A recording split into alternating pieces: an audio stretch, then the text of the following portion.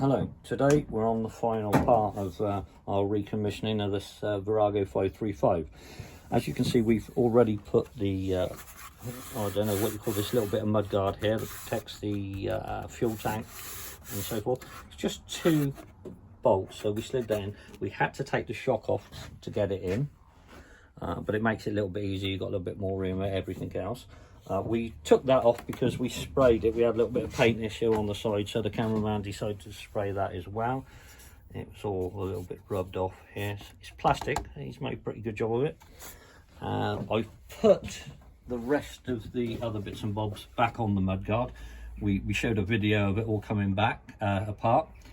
It's just the reverse to put it all back together. We take photographs of where bits and bobs go, so I'd recommend you do that, especially with the wires and everything like that. We put new bolts here and there because they were all rusted and they've been together for quite some time.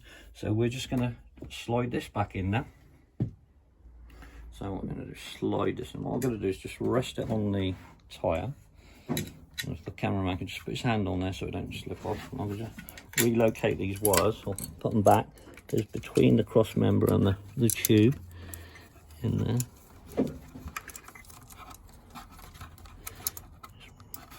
Just come a little bit nearer to it. That's it. We've got the indicator on this other side. It's quite simple actually.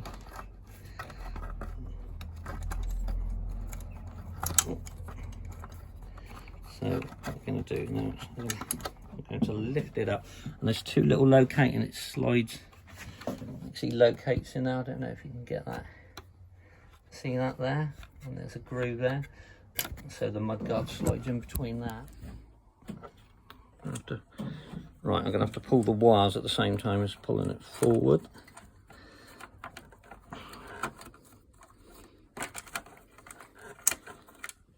So it's just a lift. It's just a matter of lining it up. I'll have to get the camera on to hold the mudguard up. And just slide it in. I don't know if you see that. It's slid in there. Now if the cameraman can hold the mudguard up into place, we can put a couple of nuts in, bolts rather.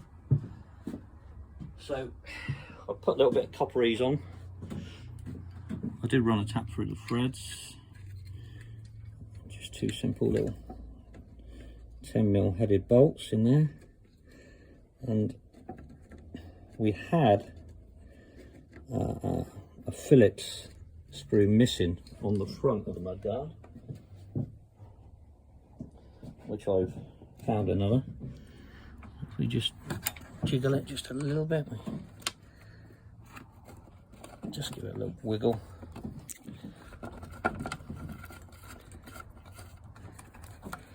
All those wires are through. Can it go back a little bit, please? That's it. Spot on. I'll get the tools and tighten them up.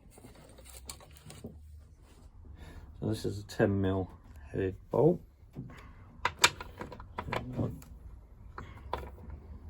There is a little bit of play on it, but just sort of I got at the back and had a look, just made sure it looks on quite straight. I mean, we're talking millimeters. Just pinch them up reasonably tight. Again, no torque settings, just common sense. 10mm bolt, can't do it up too tight. And then these 2 Phillips in here. One was actually loose and one was missing when we pulled it apart. So that's that on.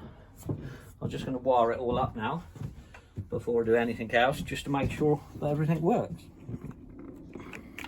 There's Earth. They're all colour coded, so you can't go wrong.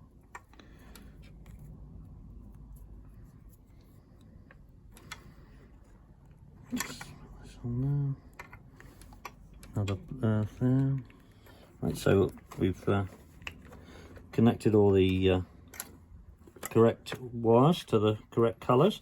They were just lying about. I might put a cable tie and tied it up a little bit, but let's see if I got them all right. Ignition, indicator left, indicator right, brake light, Side light working, yeah. Brake light, yeah. Everything's good to go. As you can see, we put everything back together. We've put the shock, the rear shock back on. We put the seats on and stuff. We didn't show you, but we've taken the front mudguard off because that had a bit of damage. We have left off the fender extender. I don't know if they come with that, but we haven't got any double-sided tape at the moment, and we think we want the look of a shorter mudguard on, so we've left that on. So we're just going to pop it back on now. It's only 4 bolts, 2 10mm headed and 2 12mm headed. You've got a couple of brackets, and the brackets actually go in. They've got some cutouts. There's a cutout there. There's a cutout there where the brackets go. So you just got to carefully put it into place. So the mudguard goes against the forks, and then the bracket goes.